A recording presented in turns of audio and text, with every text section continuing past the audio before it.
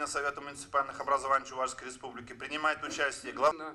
Значит, очевидно, введены все нормы межбюджетных отношений в детских садах всех детей старше 3 лет до уровня средней зарплаты учителей по республике. Они уже заложены должностным лицам, тут уже вопросы коррупции, они тоже имеют. Налоги за земельные участки 100%. Приукрашивать события не люблю. Всегда просчитываем несколько раз городов, сформировать участки, нормально работать, не создавая предпосылки для определенных действий.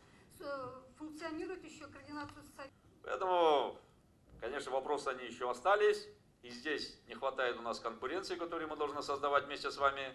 И создавать... Капитальных вложений можем решить. Спасибо за внимание. Я прошу прощения, что сегодня была высказана такая позиция. Не надо кошмарить. Этих жалоб было посвящено именно созданию административных барьеров.